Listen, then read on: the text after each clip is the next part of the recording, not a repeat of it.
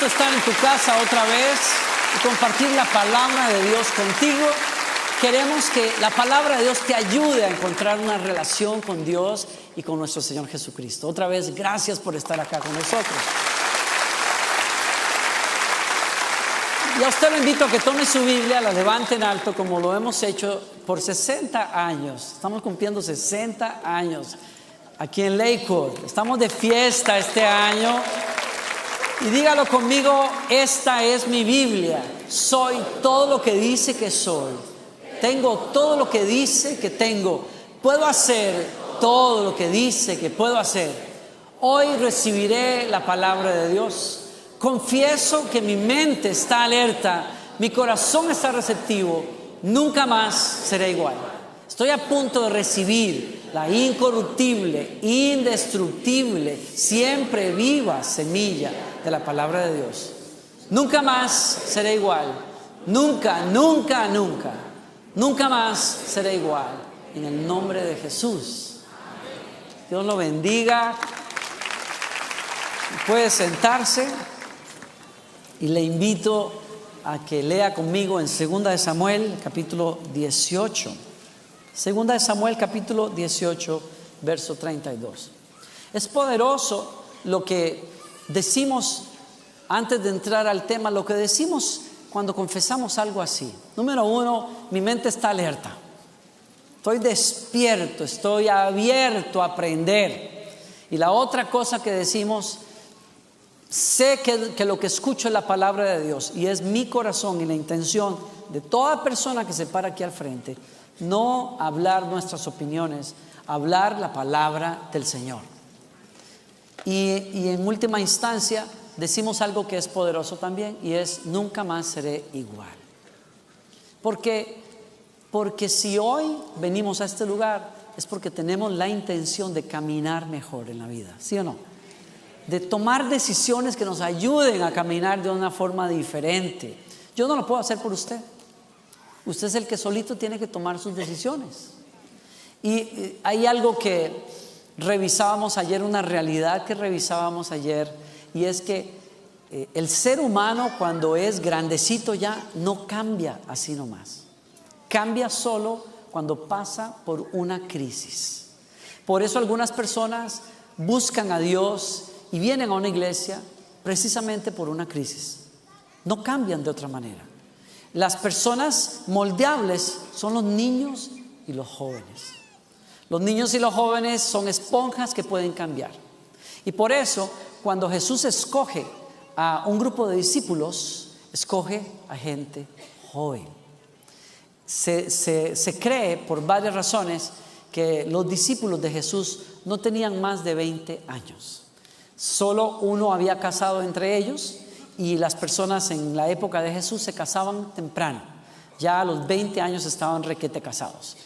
Así es que cuando nos damos cuenta que solo Pedro se menciona como casado, es probable porque todos los demás o todos los discípulos sean gente muy joven. Y el doctor Lucas Leith nos recordaba en un seminario que estábamos llevando ayer en Boston, que la razón probable es porque los jóvenes todavía pueden ser cambiados. Los adultos no. Qué mala noticia. Tal vez algunos dicen: pastor, si usted me quiere inspirar, que me fui más bien. No, pero espérese a que yo termine. No, la verdad es que sí, cambiamos los adultos por crisis o por el poder del Espíritu Santo. Cuando usted se rinde al poder del Espíritu Santo y usted se rinde a la palabra de Dios, que usted hoy lo dijo, es viva y es poderosa, puede haber cambios tremendos, y muchos somos testigos de eso, ¿verdad que sí? Entonces yo le quiero pedir que usted no venga a escuchar esto, y si usted nos ve por televisión, no escuche esto simplemente para consumir otra prédica. Hágalo con un corazón sediento para cambiar.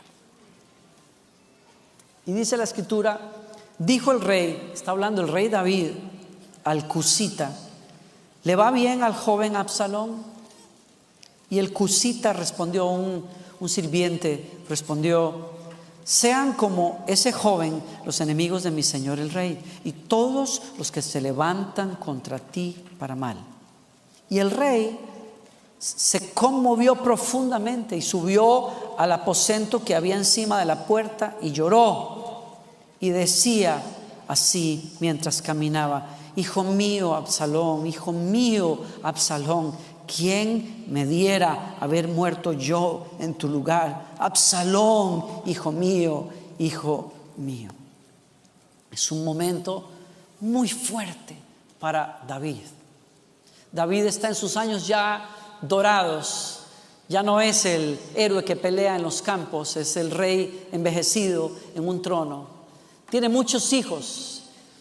Algunos de ellos son medio hermanos porque él tuvo hijos con varias concubinas, como era la costumbre de los reyes.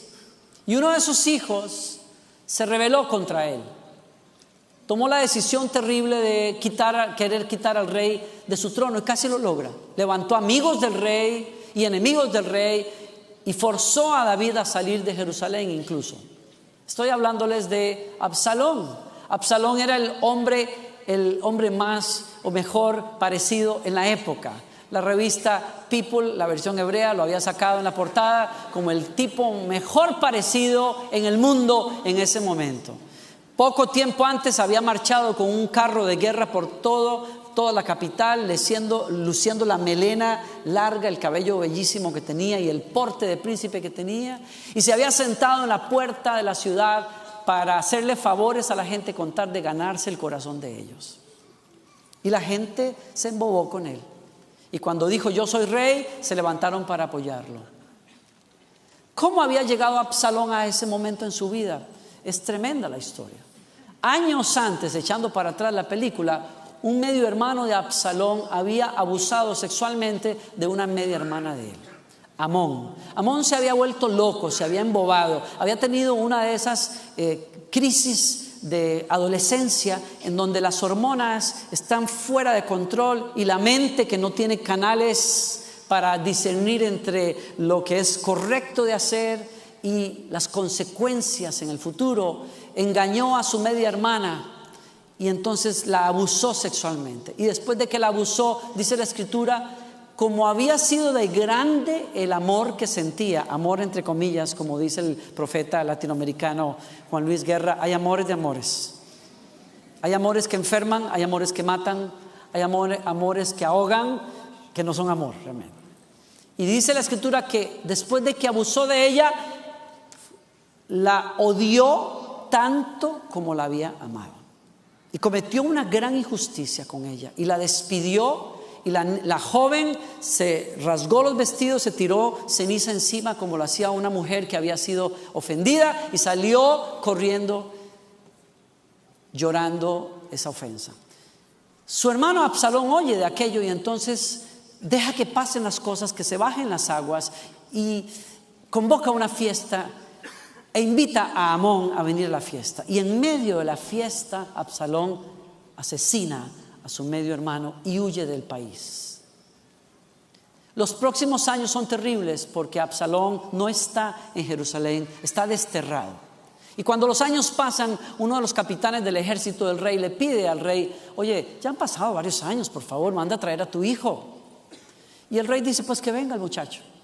Lo mandan a traer, y cuando Absalón quizás piensa que todo se va a arreglar con su papá, su padre dice: díganle que se vaya directo a la casa, no quiero verlo. Y pasan otros años más sin ver a su hijo. Finalmente lo manda a llamar. Y dice la escritura, la historia, que cuando el rey y su hijo se ven otra vez después de tantos años, se besan en la mejilla, no se dirigen palabra, y ahí acabó la historia. Por eso, cuando uno piensa que el tiempo cura todas las cosas, se equivoca. Cuando hay una herida que se le ha causado a una persona y usted no hace lo correcto, usted no pide perdón o usted no restituye, aquello se llena de pus, aquello se hace más grande y las relaciones comienzan a romperse y la cosa comienza a ir de mal en peor. O sea que en las relaciones humanas hay que usar las llaves correctas para ciertas situaciones. Uno tiene que pedir perdón cuando debe pedir perdón. Uno tiene que regresar lo que quitó si uno puede hacerlo. Uno tiene que humillarse si ese es el caso.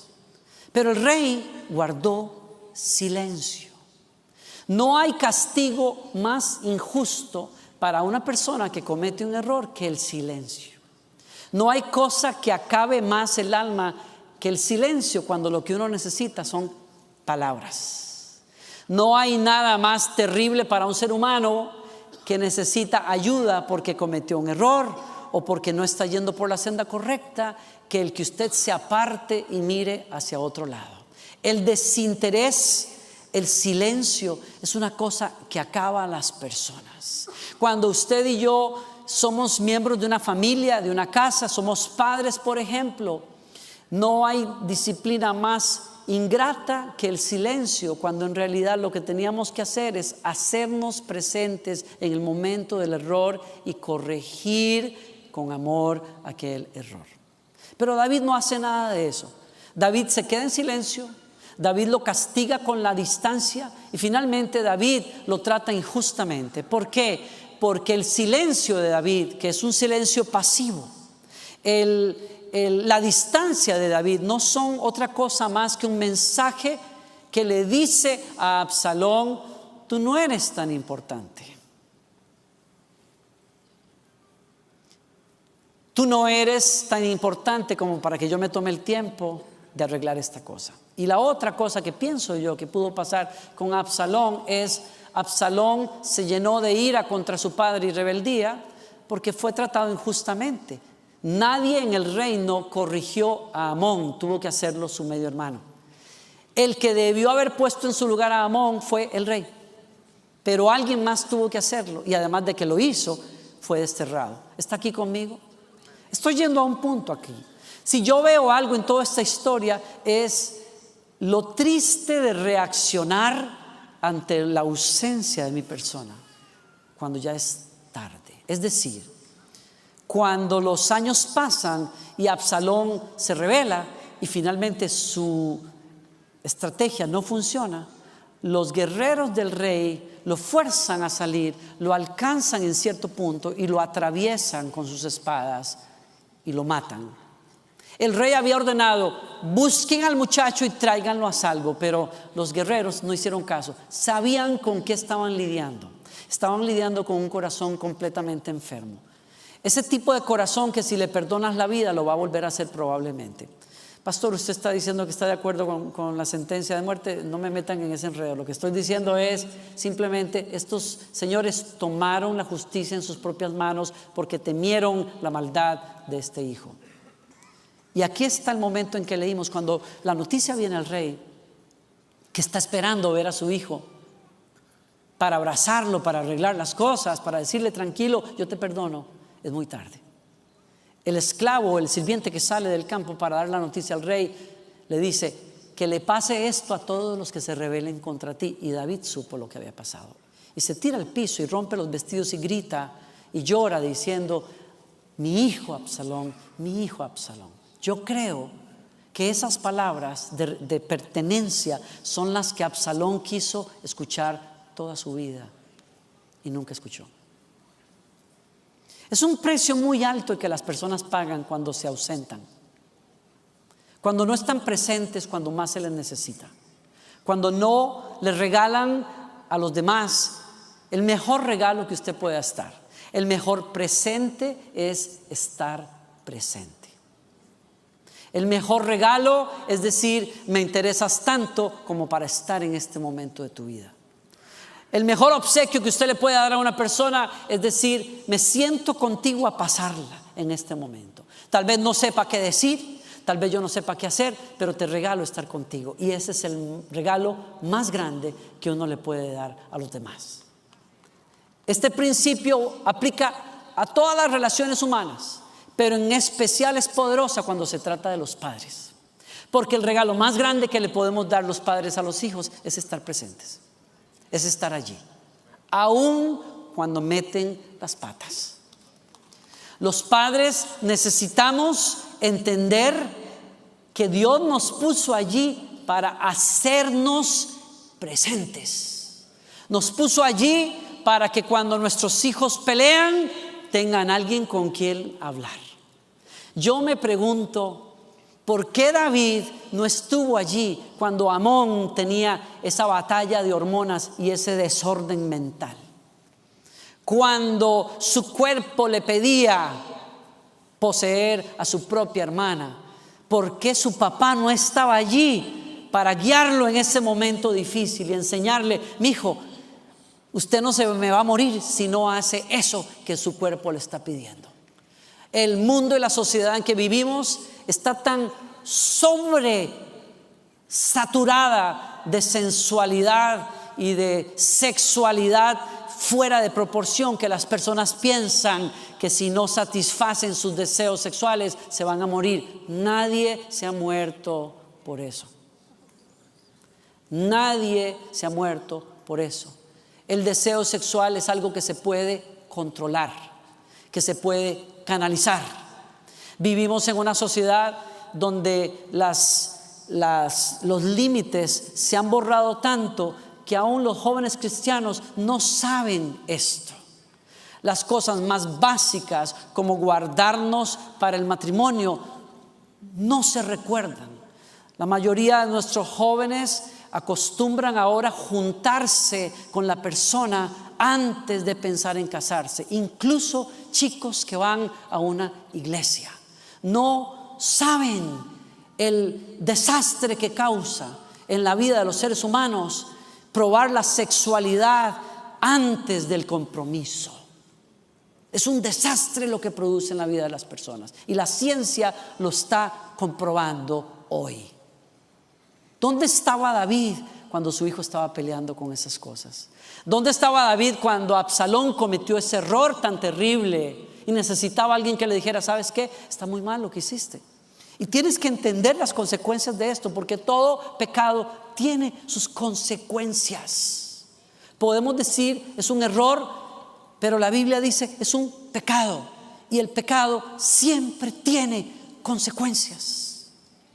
Dios no nos llama a los padres para hacer leña del tronco caído, pero sí nos llama para darle sabiduría a nuestros hijos y enseñarles: esto no está bien. ¿Por qué no está bien? ¿Y cuáles son las consecuencias de lo que acabas de hacer? Los padres no queremos tomar ese papel muchas veces. Queremos obviar y decimos: es muy pequeño, lo va a entender más grande. Nunca se me olvidará lo que nos decía nuestro querido amigo, quien fuera el terapista familiar en la iglesia hace unos años. Él me decía: Danilo, cuando yo era padre novato, crié a mis hijos con pocos límites. Les dejé pasar muchas cosas porque yo siempre decía: son pequeños, van a entender después. Y me dijo: cuando llegaron a la adolescencia y yo quise poner límites claros, no pude. Se me rebelaron, es más, los perdí a todos. Y por años y años y años perdí el corazón de ellos. Hay varias razones para eso, pero él me dijo: si yo te pudiera dar un principio, es: pon límites firmes, pequeños, y sé consistente en la disciplina, pequeños. Cuando ellos son pequeños no van a recordar algunas de esas tundas que les tienes que dar, pero cuando crezcan se van a acordar y se van a resentir. ¿Por qué? Porque cuando los chicos crecen, las medidas son otras, las disciplinas son distintas. Cuando crecen hay que darles más espacio porque ellos necesitan más independencia. Algunos de nosotros no hemos entendido que tenemos jóvenes que todavía viven con nosotros y les queremos poner los límites que les poníamos cuando tenían 6.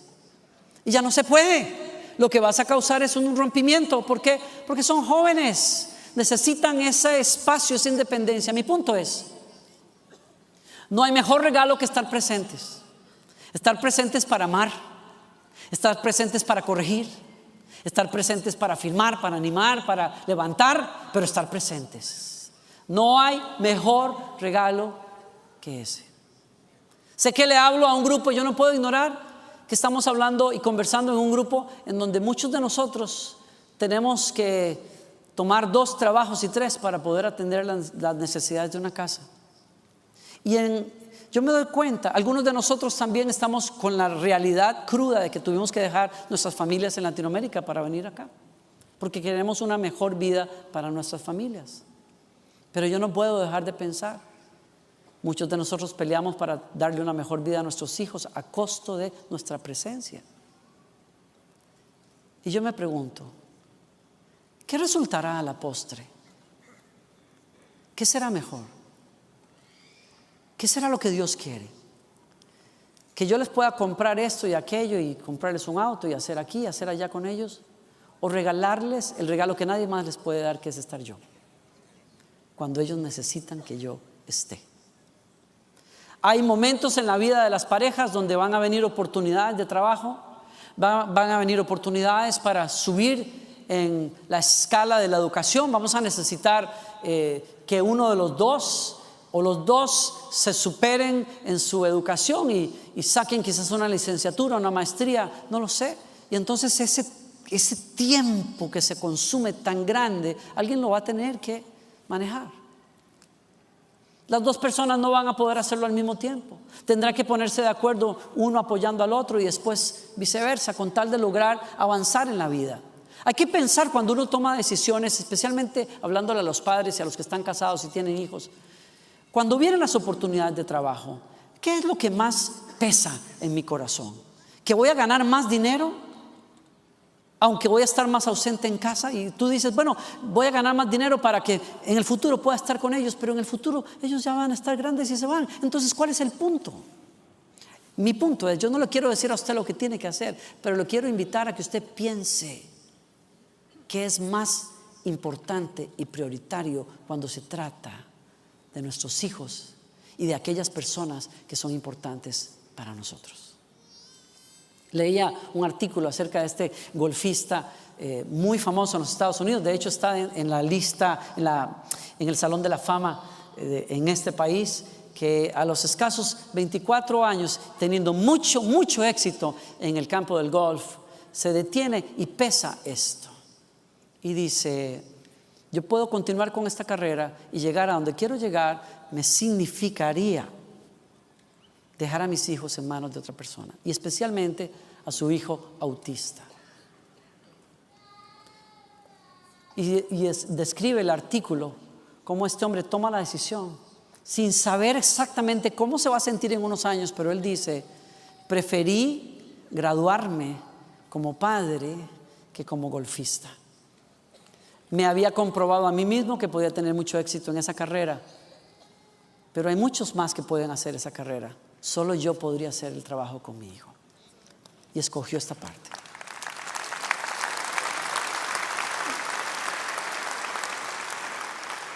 No hay regalo más grande que usted le pueda dar a una persona que hacerse presente. Cuando mamá se fue con el Señor, yo recuerdo a mi equipo tratar, en Costa Rica, mi equipo tratar de contener, de ayudar, de extenderse hacia nosotros como hijos de muchas maneras. Y yo nunca olvidaré lo que hizo quien era nuestra secretaria y administradora de la oficina, que se llama Flor. Flor vino todas las tardes en el proceso de despedida de mamá a la casa de nosotros, y después de que ella partió, y entraba directo a la cocina de la casa, que no era su costumbre, por supuesto, pero ella, sin pedir permiso, entraba directo a la cocina, ponía el agua, hacía café y lo servía en la sala en donde yo estaba esperando noticias de mi hermano mayor que estaba con ella en el hospital. Y luego se iba. No decía nada, no hacía nada, pero lo que hizo se quedó conmigo toda la vida. Estuvo presente de la forma en que ella podía hacerlo para mí, y eso se lo voy a agradecer siempre. No hay nada más grande que cuando una persona te demuestra lo importante que eres simplemente estando ahí. Desde otra perspectiva, recuerdo en cierta ocasión, de hecho la primera vez que fui a Puerto Rico, invitado por el pastor Rey Matos, que aquí conocemos. El pastor Matos me invita a ir a su casa después de 4 o 5 días que estuve cantando en Puerto Rico. Y a mí me pasaba algo cuando iba a Puerto Rico por muchos años. Yo no estaba acostumbrado al aire acondicionado de los puertorriqueños. Es el más frío del planeta. Los puertorriqueños, uno entra al taxi del puertorriqueño y uno de inmediato comienza a temblar. Entonces afuera están a 90 grados o 95 y adentro estamos a 60 o por ahí. Entonces era una cosa tremenda y el cambio de temperatura me provocaba una reacción tan tremenda que yo perdía la voz en 3 días. Yo comenzaba a quebrarse mi voz mientras cantaba y cuando yo me daba cuenta no hablaba. Y cuando yo terminé de cantar esos días, iba para Mayagüez, tenía que tomar un auto 3 horas y tanto, no sé, por ahí. Le pedí al amigo que estaba conmigo, llama al pastor Rey Matos para coordinar cómo le vamos a hacer. Y entonces, a como pude, le dije a él en el oído, dile al pastor Matos que yo no voy a poder ir a su casa, porque, o sea, yo no puedo hablar. O sea, ¿qué sentido tiene que yo vaya a su casa? Y entonces él le dice al pastor eso. Y él me dice, ¿quiere hablar contigo? Y entonces me lo pone aquí en el oído y me dice, mijo, yo sé que usted no puede hablar, ni necesito que hable. Usted quedó de venir a mi casa y usted viene a mi casa. Porque yo no lo quiero a usted para que hable. Yo quiero gozar del regalo de su presencia. Y eso me marcó profundamente. Me dio duro. Dije, wow, yo apenas recién lo conocía. Yo decía, ¿qué tipo de amigo es ese? ¿Yo para qué sirvo en este momento? Si lo que hago es cantar para la gente y ni siquiera puedo hacerlo. Pero entendí el mensaje. No hay regalo más grande que cuando las personas te muestran el valor que tienes haciéndose presentes. Yo pasaba una depresión tremenda de niño cuando, como ustedes saben, había problemas en mi casa y tenía temor en la noche, no podía dormir. Y por muchas noches lidiaba con estos temores.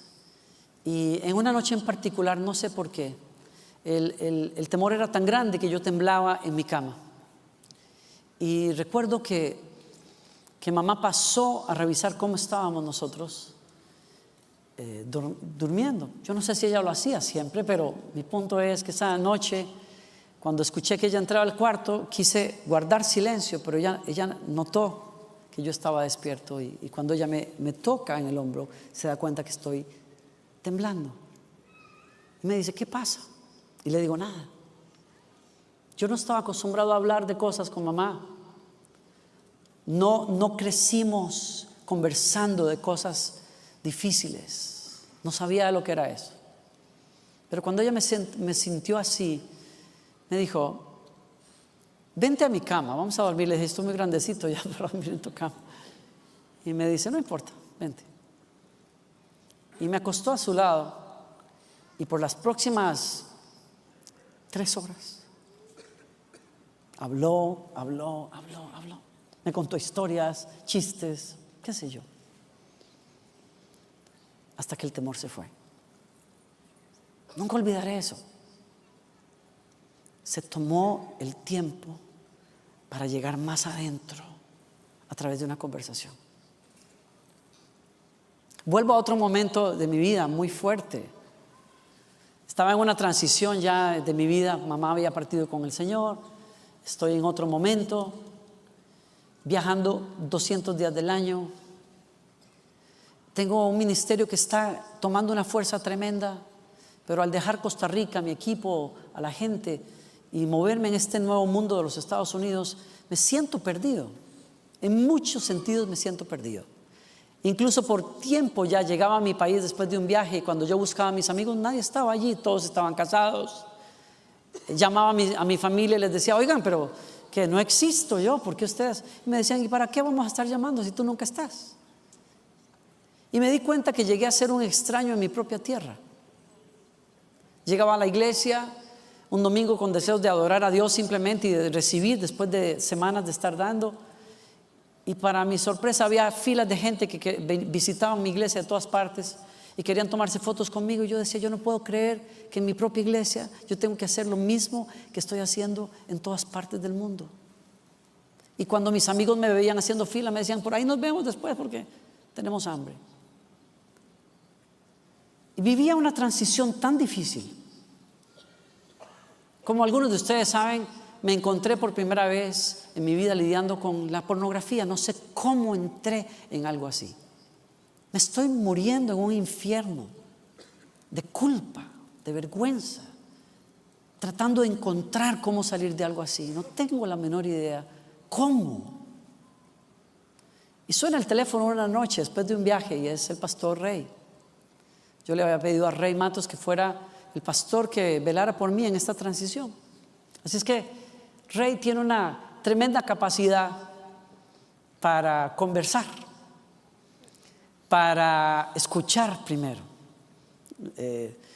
Detengo la historia ahí porque nunca olvidaré cuando lo conocí la primera vez. Aunque yo no podía hablar cuando llegué a su casa, hablé muy bien como a los 4 días. Eran las 11 de la noche, vinimos de su iglesia y me dice: hace rato queremos hablar tú y yo, ahora, ¿por qué no hablamos? Y le dije: son las 11 de la noche. Me dijo: no importa, vamos. Y nos salimos a la terraza de su casa y nos pusimos a hablar. Y yo, que era una persona que nunca hablaba con nadie, yo me había formado como líder independiente siempre. Pero tenía años pidiéndole a Dios un confidente, una persona con la que pudiera conversar. Había entendido que era valioso para mí como líder importante tener siempre alguien al cual acudir y darle cuentas de cómo yo estaba. Y me encontré con Rey Matos, que tiene un arte para escuchar. Tiene hasta como un imán. La gente quiere hablar con él donde sea que está parado, ¿no? Y cuando yo me siento a conversar con él esa noche, no sé, a las 2 horas, yo no sé, 1 hora después, le dije: Rey, vámonos a dormir, porque estaba sentado al frente mío con los ojos cerrados. Le dije: te dormí, ¿verdad? Entonces abre los ojos de pronto y me dice: no, yo te estoy escuchando. Y le dije: ¿qué fue lo último que te dije? A ver. Y me lo chorrea todo tal como se lo dije. Dije: este tipo es marciano. Es una cosa, es como una cosa de otro mundo. Y me dijo: créeme que yo soy bueno para escuchar. Así es que usted vomite. Usted saque lo que tenga que sacar. Hablamos hasta las 6 de la mañana. Hablé de lo lindo, lo feo, como dicen en inglés, the good, the bad and the ugly. Todo. Nunca jamás he tenido una conversación más profunda con alguien como esa que tuve con el pastor Rey Matos. Rey Matos es una persona que tiene otra habilidad, no solamente la de escuchar, sino la de hacer preguntas difíciles, preguntas de esas que te atraviesan. Las preguntas que hace un pastor cuando quiere ayudar a una persona, las preguntas que no quieres que haga. Y aquella doble capacidad de escucha y de penetrar el corazón, abrieron un corazón que había estado cerrado desde niño, a la defensiva, y me trajo libertad. Me ayudó a caminar de otra manera en la vida. Así es que años después, cuando él pregunta: ¿y cómo estás? Yo le digo: bien, ¿y usted? Y me dice: no, ¿cómo estás? Yo: ese ¿cómo estás? Me dice: sí, el cómo estás me dijiste que no has orado en mucho tiempo y no has leído la Biblia en mucho tiempo. Yo quiero saber si lo estás haciendo. Y le dije: pues no. Y me dijo: bueno, ¿ya hiciste el retiro espiritual que ibas a hacer? Que me dijiste que necesitabas un retiro espiritual porque has estado viajando mucho y tal. Y le dije: no. Me dice: ok, ¿estás en tu casa el domingo?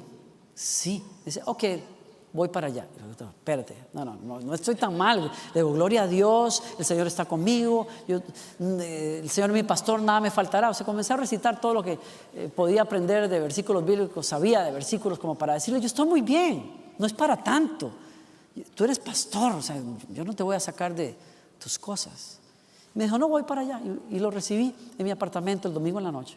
Y se sentó en la sala de mi casa en la mañana siguiente, con una Biblia en la mano, abriéndola, y me dijo: vamos a orar. ¿Me dices que hace rato no puedes orar? Digo: sí, la verdad que he tenido dificultad para orar. Ok, me agarra la mano y me dice: así se ora. Y rompió a orar. Y la presencia de Dios llenó ese lugar. Porque otra cosa que tiene Rey Matos es que habla con Dios todos los días. Cuando él habla con Dios, uno se puede sentar a navegar la presencia de Dios. Así es parecido así a Randall González, siempre le he dicho. Cuando Randall González ora, uno navega la presencia de Dios. Y entonces yo dije, yo lloraba de gratitud. Yo decía, yo necesitaba esto. Yo amo la presencia de Dios. Yo necesitaba a alguien que se hiciera presente. Era todo lo que yo necesitaba. Y entonces abrió la Biblia y comenzó a leer Hebreos. Yo no sé cuántas veces he contado esta historia y por qué tengo que llorar. Y entonces lee la Biblia y conversa y trata de hacer preguntas difíciles. Y yo siempre le daba la vuelta. No, que aquí, que allá. A los 2 días, mediodía, me dice, ¿sabes qué? Vamos a dejar ya de estudiar la palabra y vamos a orar otra vez. Y allí tuve mi encuentro con Dios.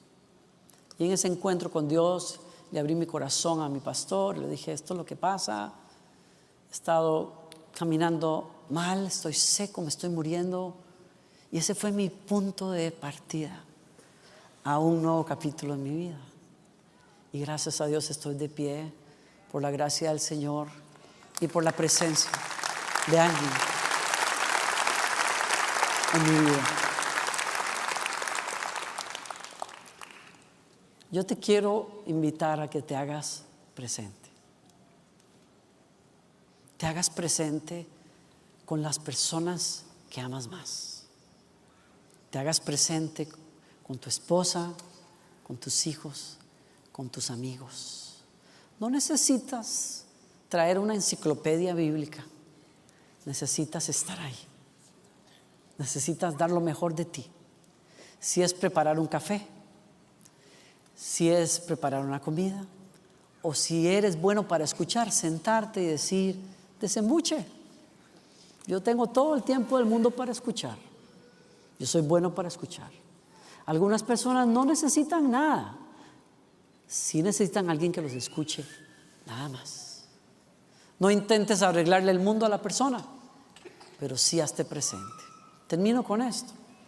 Un amigo pastor en la costa este de los Estados Unidos que vivió un proceso muy, muy difícil en la iglesia donde él servía. Y como suele pasar con los pastores, por más que tratamos de guardar a nuestros hijos de las cosas del ministerio, las cosas difíciles del ministerio, ellos saben cuando estamos sufriendo. Ellos saben cuando estamos pasando cosas. Y se lo beben a veces. Y este chico de 19 años que amaba a Dios y servía en esa iglesia notó todo lo que ciertas personas habían hecho con esta pareja, cómo los habían hecho a un lado, cómo el liderazgo los había bajado sin ninguna razón y etcétera, otras cosas que pasaron. Y había sufrido este chico.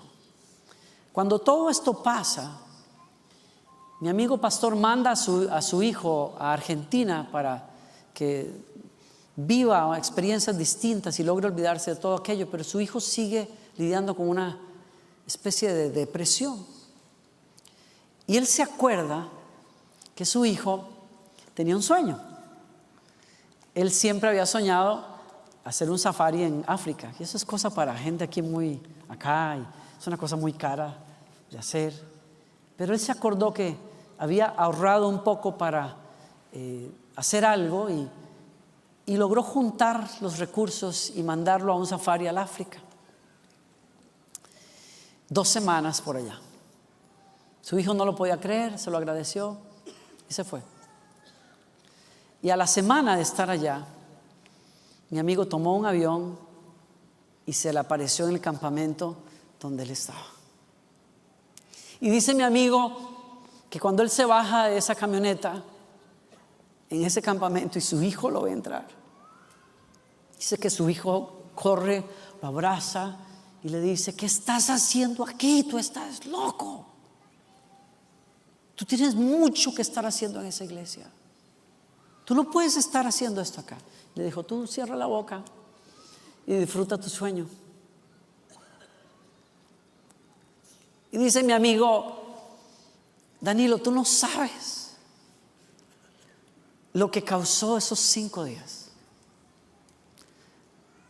Cuando mi hijo vuelve a los Estados Unidos es otro hombre. El amor por Dios regresó, el amor por la iglesia regresó, el amor por la vida regresó, y yo gané a mi hijo de regreso también. Es poderoso hacerte presente en la vida de las personas a las que amas. ¿Alguien recibe esta palabra esta tarde?